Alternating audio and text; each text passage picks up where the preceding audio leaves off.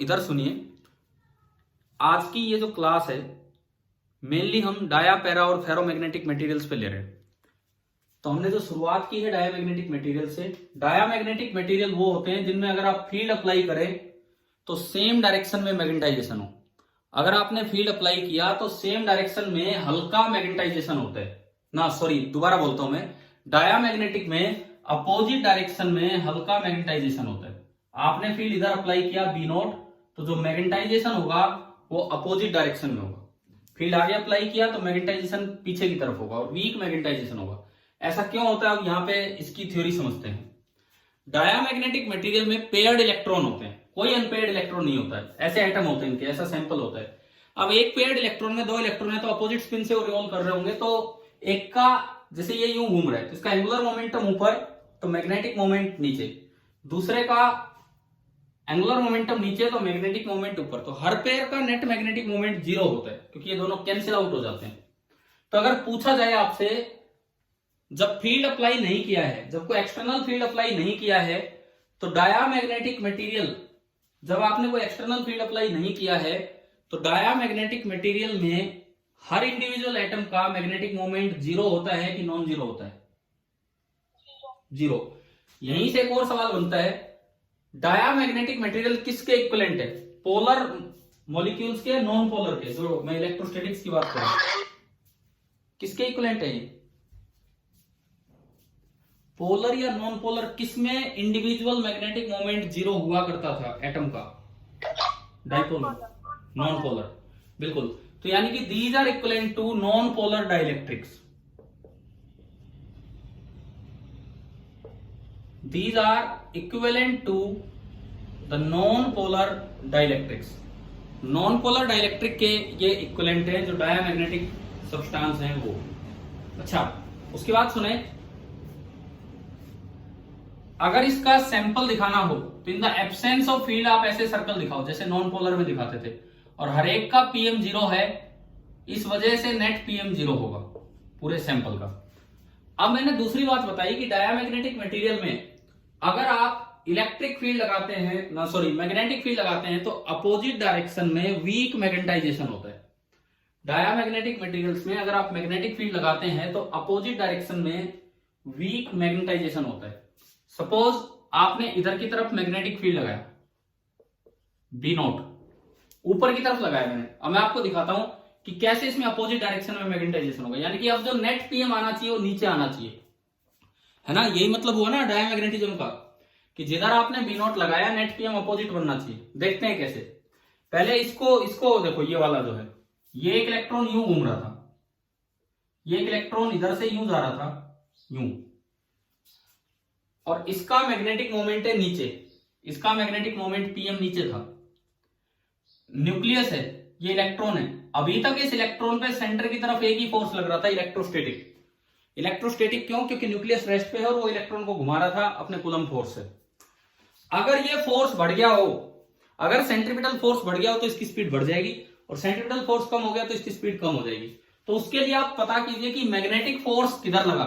आपने B not ऊपर apply किया, बी नॉट ऊपर अप्लाई किया, और ये इलेक्ट्रॉन यूं घूम रहा है, यूं घूम रहा है। तो जब इलेक्ट्रॉन इधर से निकलता है तो इलेक्ट्रिक फोर्स तो न्यूक्लियस का अंदर था। एक बार मैग्नेटिक फोर्स देखो, वेलोसिटी आगे, मैग्नेटिक फील्ड ऊपर, तो वी क्रॉस बी बताओ अंदर आ रहा है कि बाहर आ रहा है? जब इलेक्ट्रॉन इधर से जा रहा है, इधर से जा रहा है, तो वी आगे बी ऊपर, तो वी क्रॉस बी किधर आएगा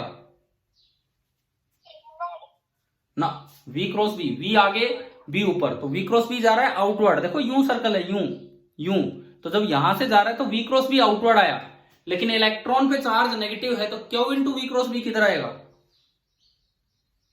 इनवर्ड। यानी कि पहले तो केवल इलेक्ट्रोस्टैटिक फोर्स अंदर था, अब अंदर एक और फोर्स बढ़ गया, मैग्नेटिक फोर्स। तो आप बताओ सेंट्रीपिटल फोर्स बढ़ा कि कम हुआ? बढ़ गया। तो ये इसकी स्पीड तो बढ़ जाती है, यानी कि नीचे की तरफ तो मैग्नेटिक मोमेंट बढ़ गया, नीचे की तरफ तो मैग्नेटिक मोमेंट बढ़ गया। अब मैं दूसरे इलेक्ट्रॉन को देखता हूं, दूसरा यूं घूम रहा था इस तरीके से, दूसरा यूं चक्कर काट रहा था इस तरीके से बाहर से यूं। अब इस पे अंदर की तरफ इलेक्ट्रोस्टैटिक फोर्स तो लग ही जाता। अब दूसरा फोर्स देखते हैं, यहां से जब ये जाएगा यहां से, तो वेलोसिटी आगे है, सेंटर इधर है, वी क्रॉस बी बी ऊपर लगाया आपने, वी क्रॉस बी तो किधर आया, वी क्रॉस बी तो अंदर आ रहा है, लेकिन q into v cross B किधर हो जाएगा, चार्ज नेगेटिव होने की वजह से आउटवर्ड। तो q into v cross B आपका आउटवर्ड हो जाना है। क्लियर? इट मींस जो सेंट्रीपिटल फोर्स है वो बढ़ा कि कम हुआ, कम हुआ। तो इसकी स्पीड बढ़ेगी कि कम होगी, कम होगी। तो ऊपर की तरफ मैग्नेटिक मोमेंट अब थोड़ा कम हो गया है और नीचे वाला मैग्नेटिक मोमेंट ज्यादा हो गया। तो बताओ नेट मैग्नेटिक मोमेंट किस डायरेक्शन में आया, नेट मैग्नेटिक मोमेंट किस डायरेक्शन में आया, आउटवर्ड। आउटवर्ड, इनवर्ड नहीं है अभी।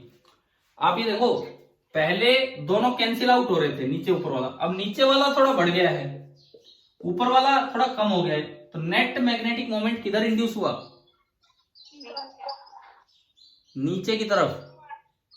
इनवर्ड आउटवर्ड क्यों कर रहे हो, इनवर्ड आउटवर्ड तो यूं और यूं होता, वो तो फोर्स था।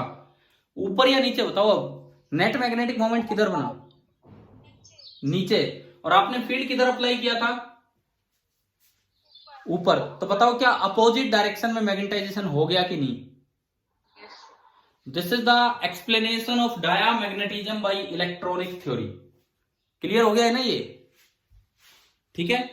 अब एक बार एक पैराग्राफ यहां से पढ़ते हैं। देखो डायामैग्नेटिज्म, जहां आपकी बुक में पेज नंबर 192 है, एक बार यहां आइए। डायामैग्नेटिज्म ये लिखता है, diamagnetic substances are those which have tendency to move from stronger to weaker part of external magnetic field। अब ये समझते हैं पहली लाइन। डायामैग्नेटिक मटेरियल वो मटेरियल होते हैं जिनकी टेंडेंसी होती है कि वो स्ट्रॉन्ग से वीक मैग्नेटिक फील्ड की तरफ चले, जिनकी ये टेंडेंसी है कि वो स्ट्रॉन्ग से वीक मैग्नेटिक फील्ड की तरफ चले। तो देखिए तरीका सुने, मान लीजिए ये कोई एक डायामैग्नेटिक मटेरियल है, मैंने एक एक्सटर्नल फील्ड लगाने के लिए इसके पास एक मैग्नेट रख दिया। मैग्नेट का ये नॉर्थ पोल है और मैग्नेट का ये साउथ पोल है। अभी देखेंगे कि डायामैग्नेटिक मटेरियल क्यों स्ट्रॉन्ग से वीक भागता है।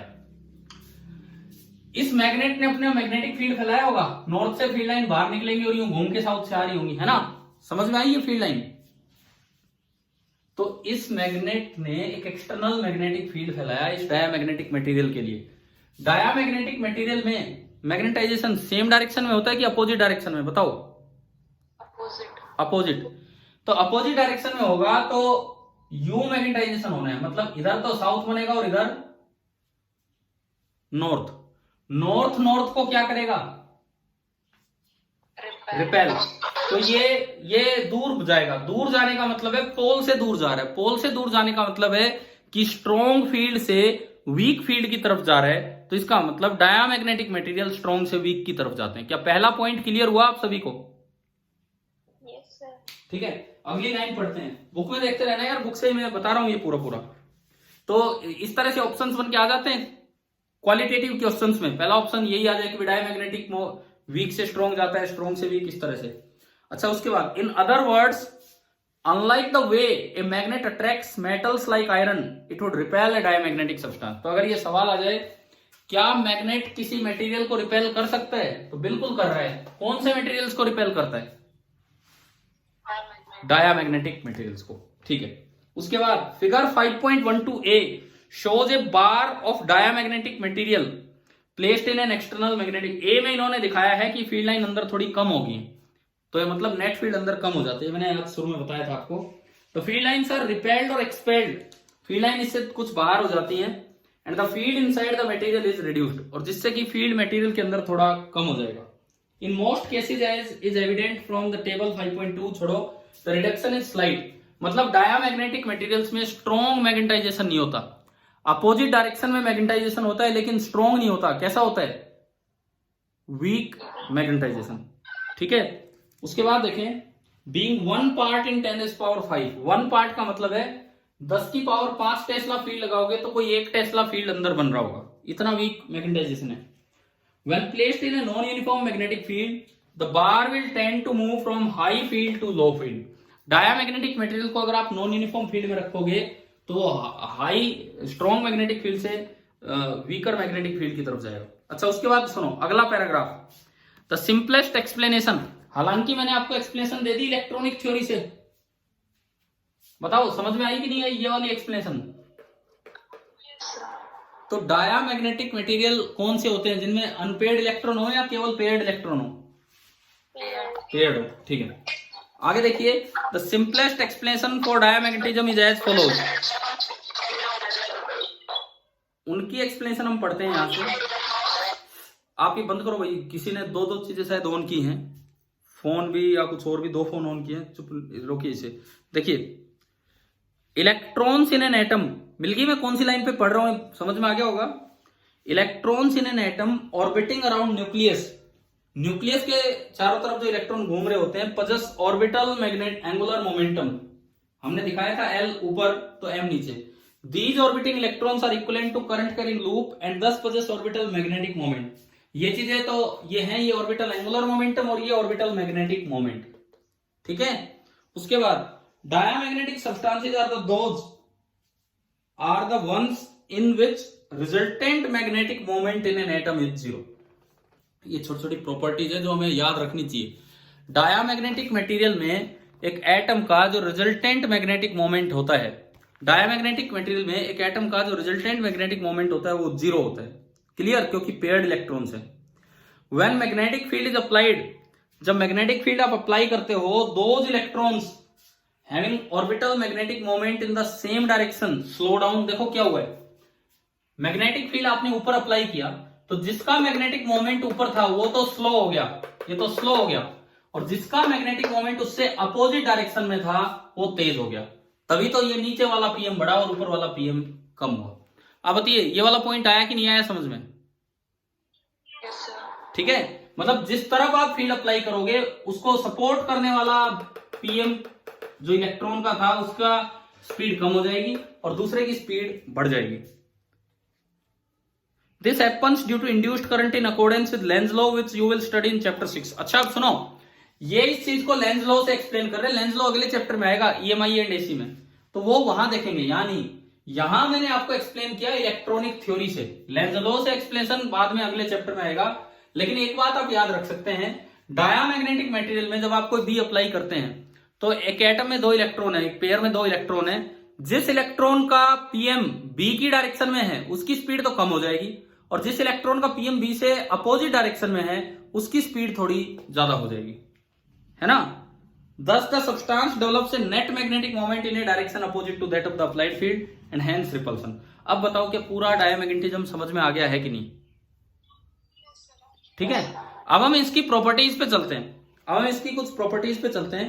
सम डायामैग्नेटिक मटेरियल, भैया नाम याद कर लेना, एग्जांपल याद रख लेना कुछ, bismuth, copper, lead, silicon, nitrogen, एक आधे तो याद रखना जो कॉमन है, जैसे वाटर, सोडियम क्लोराइड एक्सेट्रा। आगे लिखता है diamagnetism is present in all the substances. अब ये क्या बात है, ये एक बड़ी इंपॉर्टेंट बात है कि एक्सप्लेनेशन आ सकती है स्टेटमेंट की कि diamagnetism is present in all the substances. कारण सुनो, अनपेयर्ड इलेक्ट्रॉन तब बचते हैं जब पहले पेयरिंग हो चुकी होती है। तो जिन एटम्स में अनपेयर्ड इलेक्ट्रॉन होते हैं क्या उनमें पेयर्ड इलेक्ट्रॉन होते हैं कि नहीं होते हैं? जिन एटम्स में अनपेयर्ड इलेक्ट्रॉन होते हैं क्या उनमें पेयर्ड इलेक्ट्रॉन्स होते हैं कि नहीं होते हैं? बताओ।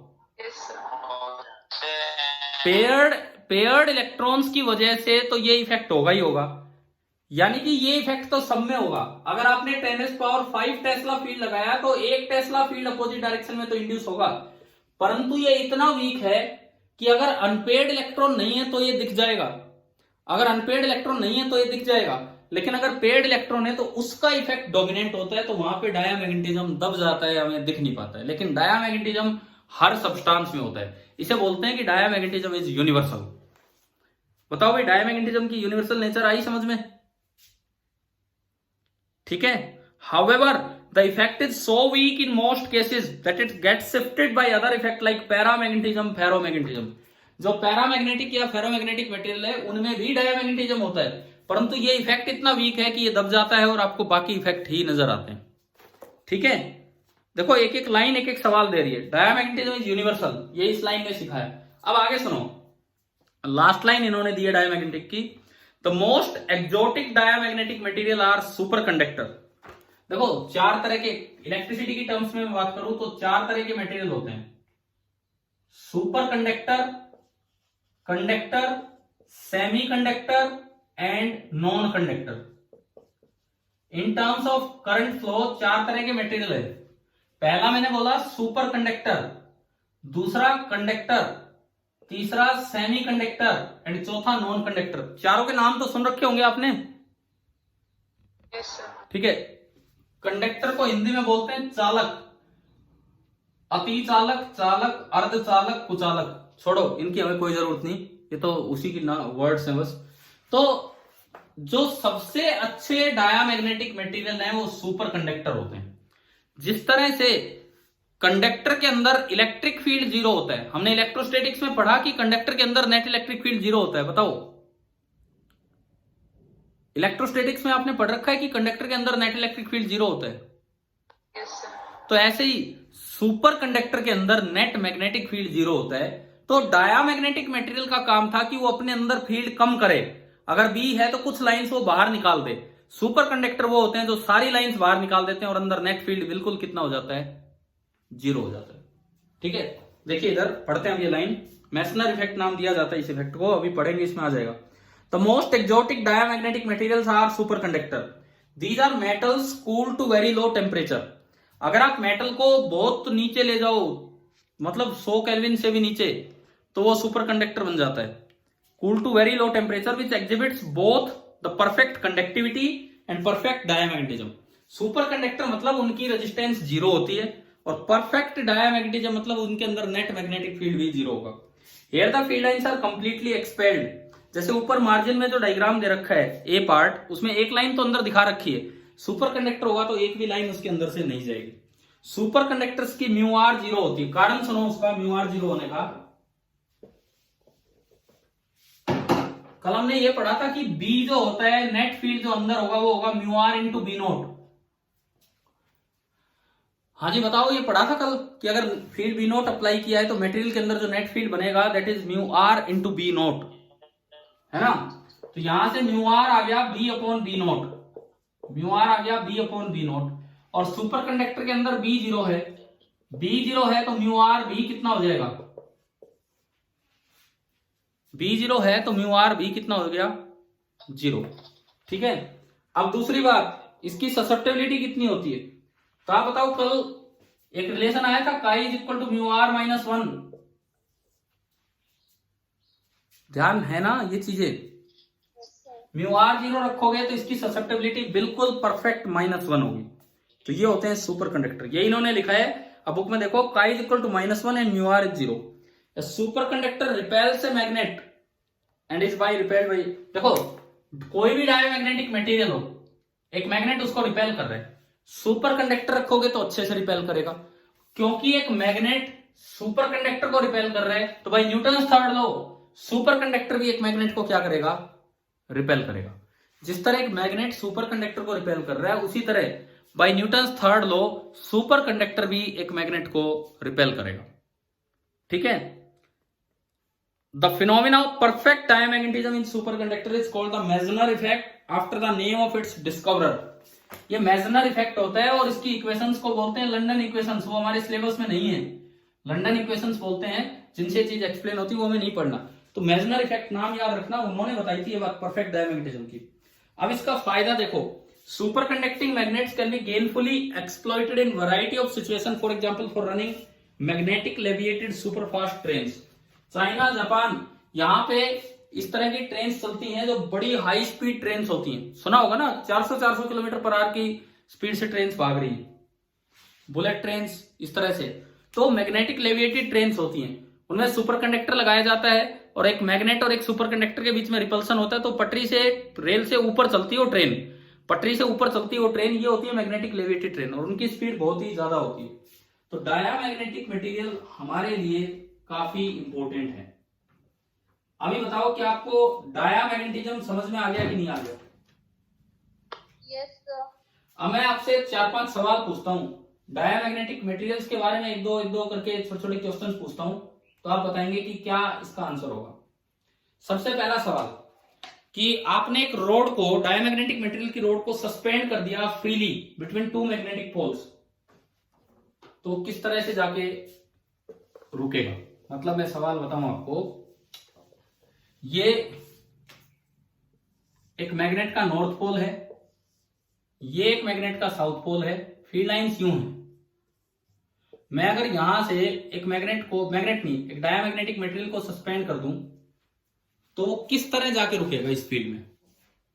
अलोंग द फील्ड लाइंस जाके रुकेगा या perpendicular to the field line जाके रुकेगा? बताओ ना, perpendicular to the field line, because diamagnetic material हमेशा स्ट्रॉन्ग फील्ड से किधर भागते हैं? वीक की तरफ, स्ट्रॉन्ग से वीक की तरफ भागते हैं। तो आप अगर इसको सस्पेंड करोगे तो अपने आप को दूर करने के चक्कर में परपेंडिकुलर कर लेता है, क्योंकि यूं रहेगा तो अलोंग द फील्ड रहेगा जहां फील्ड स्ट्रॉन्ग है, साइडों में फील्ड कम होगा। तो ये याद रखना, जब भी कभी एक डायामैग्नेटिक मटेरियल को एक यूनिफॉर्म फील्ड में आपने सस्पेंड किया तो अपने आप को वो फील्ड लाइंस के परपेंडिकुलर अरेंज कर लेगा। क्या ये बात याद हो जाएगी? पहला पॉइंट, ठीक है। दूसरा सवाल कि ऐसे बन के आ जाए कि ये एक मैग्नेट का पोल है और ये एक मैग्नेट का पोल है, यहां पे हमने कोई डायामैग्नेटिक मटेरियल रखा यहां पे इस तरह से, तो ये अपने आप को रीअरेंज कर लेगा। अब बताओ बीच में ज्यादा होगा कि साइड्स में ज्यादा होगा? बीच में, क्योंकि साइड में तो पोल है, पोल के पास तो स्ट्रॉन्ग फील्ड है, बीच में फील्ड वीक होगा, तो ये अपने आप को इस तरह से असाइन कर लेगा यूं, और ये बीच में कुछ ज्यादा हो जाएगा और साइडों में कम हो जाएगा। मतलब ये सवाल किस तरह से बन रहे हैं कि आप स्ट्रॉन्ग फील्ड से वीक फील्ड की तरफ ही उसे लेके चलो, ठीक है। और अगर मान लो ऐसा होता तो मैंने दोनों पोल्स को टच कर रखा यूं, दो अलग अलग मैग्नेट के यूं, और अब ये डायमैग्नेटिक पाउडर रख दिया। अब बताओ बीच में ज्यादा होगा कि स्ट्रॉन्ग बाहर ज्यादा होगा? अब फील्ड बीच में स्ट्रॉन्ग है कि साइडों में स्ट्रॉन्ग है? फील्ड वहां स्ट्रॉन्ग होता है जहां पोल्स होते हैं। अब बताओ फील्ड बीच में स्ट्रॉन्ग है कि साइड में? बीच में स्ट्रॉन्ग है, तो अब ये बाहर की तरफ चला जाएगा, तो ये कुछ ऐसा अरेंज हो जाएगा यूं, इस तरह से, ठीक है। या फिर मान लो एक यूट्यूब में लिक्विड दे दिया जाए इस तरह से कि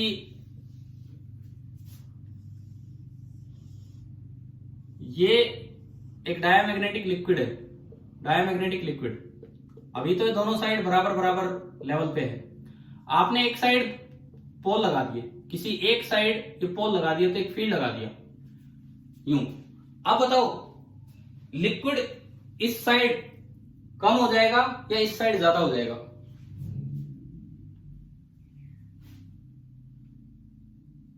बताओ। सर रिपीट करना एक बार। ये YouTube थी, इसमें बराबर बराबर दोनों साइड डायमैग्नेटिक लिक्विड था, मैंने एक साइड फील्ड लगा दिया मैग्नेटिक फील्ड, दूसरी साइड नहीं लगाया, तो लिक्विड इधर ज्यादा आ जाएगा या उधर ज्यादा चला जाएगा? फील्ड की साइड ज्यादा आ जाएगा या फील्ड से दूर ज्यादा चला जाएगा? फील्ड से दूर। फील्ड से दूर। तो अपने आप ये ऐसे हो जाएगा कि इधर थोड़ा राइज कर जाएगा और इधर से थोड़ा सा फॉल कर जाएगा। मतलब आप ये समझो कि कैसे सवाल बना के आ सकते हैं इसी एक प्रॉपर्टी पे कि ये हमेशा स्ट्रॉन्ग से वीक फील्ड की तरफ भाग रहा है। अब बताइए कि डायमैग्नेटिक बातें आ गई समझ में? Yes sir. और तो ससेप्टेबिलिटी इसकी पूछ ली जाए, कितनी होती है ससेप्टेबिलिटी डायमैग्नेटिक मटेरियल्स की? -1 होती है केवल सुपर कंडक्टर की। -1 जो होती है वो केवल सुपर कंडक्टर की है, और जो डायमैग्नेटिक मटेरियल है उनकी 0 से -1 के बीच में होती है, स्मॉल नेगेटिव होती है, 0 से और -1 के बीच में होती है। क्या आ गया है कि नहीं यहां तक समझ में? ठीक है। अब हम एक आखिरी सवाल पूछता हूं मैं डायमैग्नेटिक में, अगर आप मटेरियल का टेम्परेचर बढ़ाएं तो ससेप्टेबिलिटी उस पर कैसे डिपेंड करती है? डायमैग्नेटिक मटेरियल की ससेप्टेबिलिटी मटेरियल के टेम्परेचर पे कैसे डिपेंड करती है? तो इसका जवाब सुनिए आप। डायमैग्नेटिक मटेरियल की ससेप्टेबिलिटी टेम्परेचर से इंडिपेंडेंट होती है, क्योंकि डायमैग्नेटिक मटेरियल्स में जो मैग्नेटिज्म आया है वो पेयर्ड इलेक्ट्रॉन्स की वजह से आया है। अगर आया होता अनपेयर्ड इलेक्ट्रॉन्स की वजह से तो टेम्परेचर बढ़ाने से वो रेंडमनेस बढ़ती है, जिससे वो और ज्यादा डिस्टोर्ट हो जाते हैं। आप उस पर ध्यान दो जो पोलर और नॉन पोलर डाइलेक्ट्रिक थे। अगर नॉन पोलर डाइलेक्ट्रिक की आप बात करें, नॉन पोलर डाइलेक्ट्रिक, तो उसमें क्या होता है कि आप टेम्परेचर बढ़ाएंगे तो वो सब रेंडमली ओरिएंटेड होंगे और उससे नेट मैग्नेटिक मोमेंट या डाइपोल मोमेंट कम होगा। लेकिन डायमैग्नेटिज्म में तो ऐसा कुछ है ही नहीं, इंडिविजुअल मोमेंट जीरो था, इस वजह से कोई रेंडमनेस की बात ही नहीं आती है। तो इस वजह से डायामैग्नेटिक मटेरियल्स की ससेप्टेबिलिटी टेम्परेचर से बिल्कुल इंडिपेंडेंट होती है। आप बताओ क्या यहां तक डायामैग्नेटिज्म तक ये पार्ट समझ में आया कि नहीं आया? yes sir. ठीक है, अब हम चलते हैं पैरामैग्नेटिक मटेरियल्स की तरफ। अब हम चलते हैं पैरामैग्नेटिक मटेरियल्स की तरफ, देखते हैं इसमें क्या है।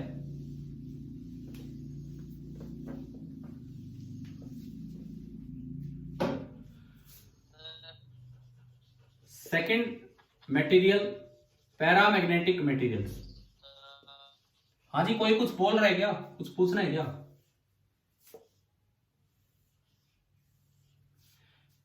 पैरामैग्नेटिक मटेरियल्स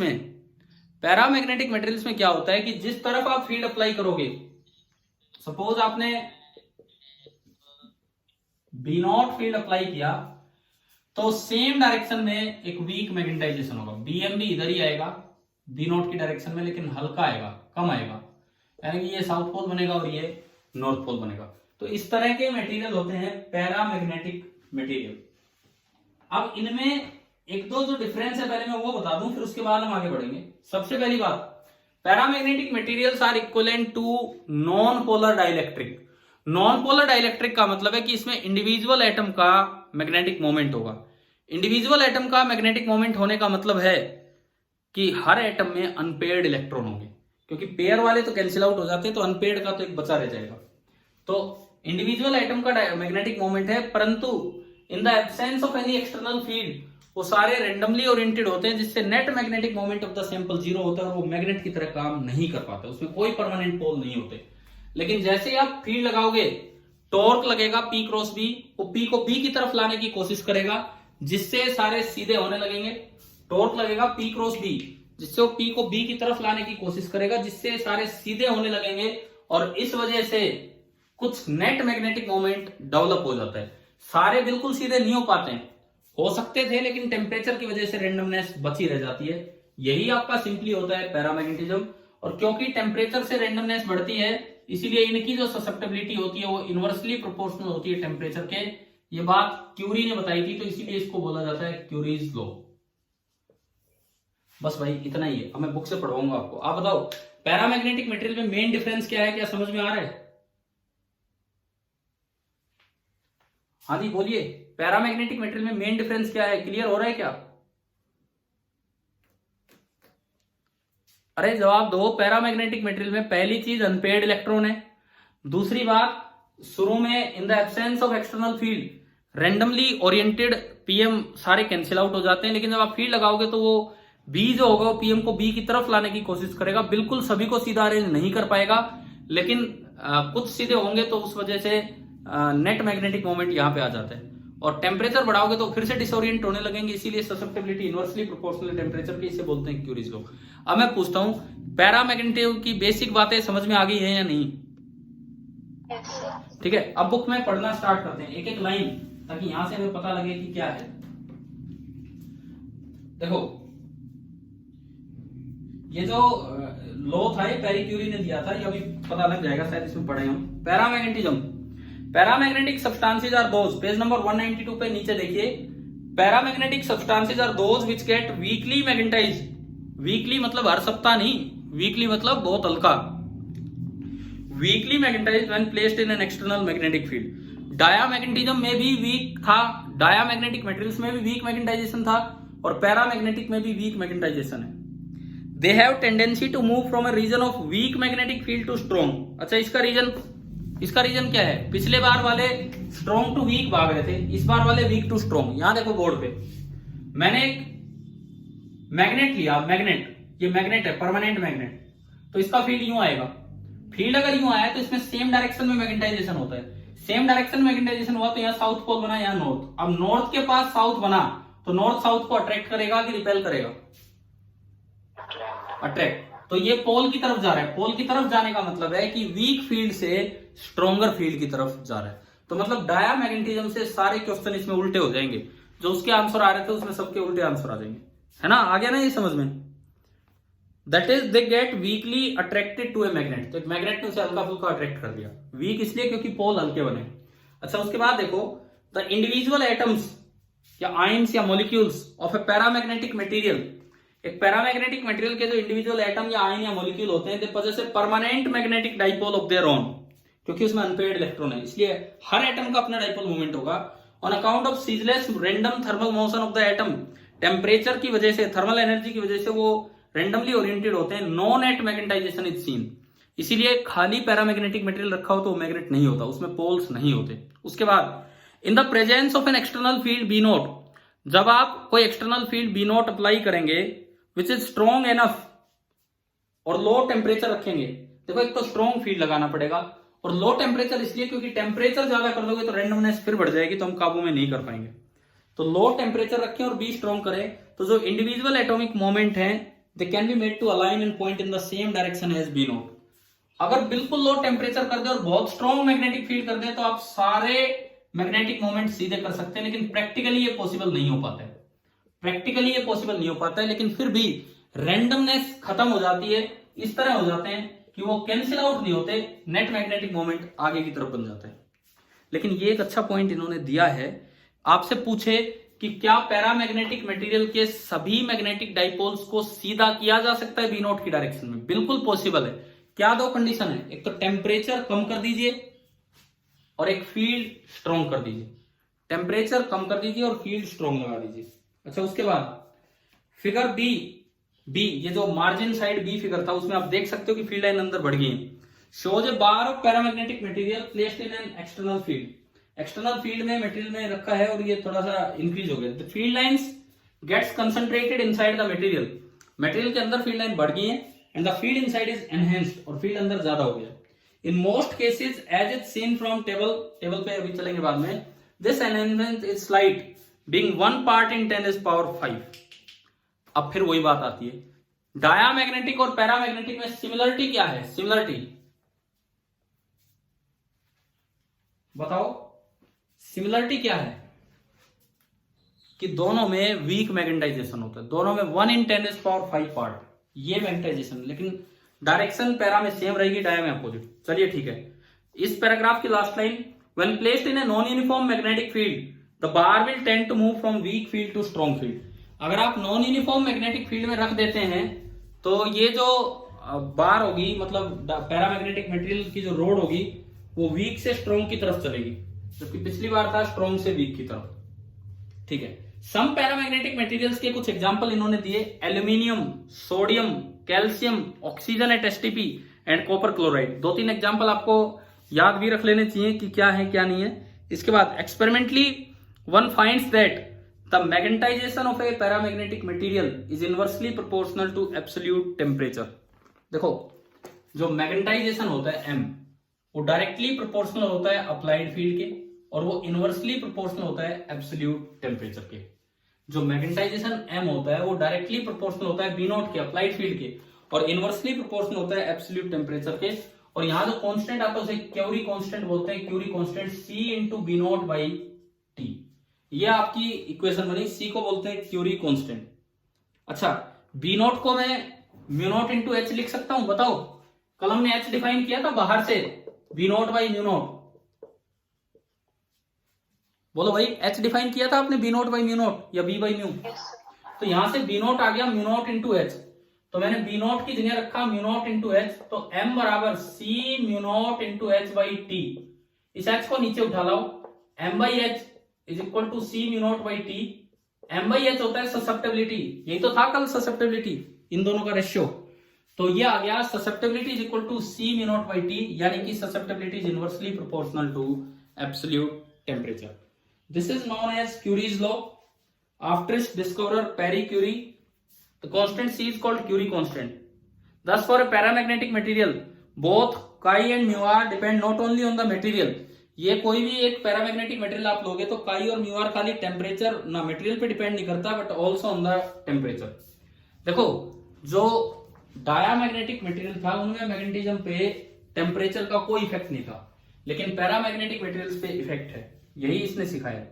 लास्ट में लिखता है as the field is increase, अगर आप फील्ड को इंक्रीज करते हो और द टेम्परेचर इज लोअर्ड या टेम्परेचर को कम करते हो तो मैग्नेटाइजेशन इंक्रीज होता है। कब तक? until it reaches a saturation value ms at which all the dipoles are perfectly aligned with the field। एक स्टेज आएगी सुनो, जब आप बी नॉट बढ़ाते चलो टी कम करते चलो तो एक स्टेज आएगी, ये जो सारे थोड़े बहुत भी डिसोरिएंटेड थे तो ये सारे सीधे अरेंज हो जाएंगे। इसे बोलते हैं सैचुरेशन हो गया, मैग्नेटाइजेशन मैक्सिमम हो गया एमएस। और इसके बाद ये पैरामैग्नेटिक मटेरियल फेरो की तरफ जाने लग जाएगा और अब क्यूरी लॉ आगे वैलिड नहीं है। चलो ये बताओ क्या पैरामैग्नेटिज्म की बातें समझ में आ गई है क्या आपको? हाँ भाई, पैरामैग्नेटिक और डायमैग्नेटिक 2 पॉइंट क्लियर हुए। अब वो सेम वही के वही सवाल फिर से आ जाते हैं, कि अगर जैसे मैंने वो ट्यूब ली थी यूट्यूब में एक साइड में अगर मैग्नेटिक फील्ड लगाऊं तो पैरामैग्नेटिक लिक्विड बताओ उधर ज्यादा होगा कि उधर कम होगा? बताइए, जवाब दीजिए।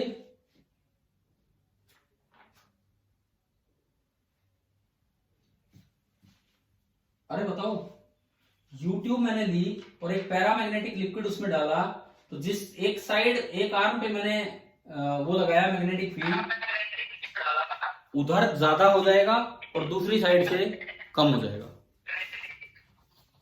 समझ गए हो ना? ये सारे के सारे क्वेश्चंस एज इट इज वहां से चलते रहते हैं। अच्छा सुनो, इस चैप्टर में मुझे अभी पढ़ाना है फेरोमैग्नेटिज्म एंड हिस्टैरिसीस। इस क्लास में तो टाइम बचा नहीं है इतना कि मैं आपको ये 2 काम करवा सकूं। फेरोमैग्नेटिज्म एंड हिस्टैरिसीस हमारे इस चैप्टर का लास्ट पार्ट है। कब लूं मैं ये क्लास बताओ? क्योंकि मंडे को तो आपका टेस्ट ही है, तो हमें क्लास कब रखें? ये क्लास शाम को अभी रख लो सर। अभी तो मेरी क्लास है यार, अभी तो टाइम नहीं है, मैं 11:30 तक तो मैं बिजी हूँ। शाम को ले लेना। शाम को आप लोग 7 बजे फ्री होंगे? 11 बजे भाई देखते हैं। चलो फेरोमैग्नेटिज्म पे क्लास होनी है, मैं आपको बता दूंगा कब होनी है, एक आखिरी क्लास इस पार्ट पे, ठीक है? Thank you. आप इतना क्या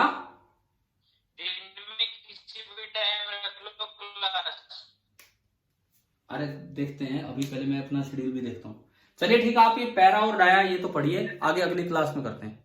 थैंक यू।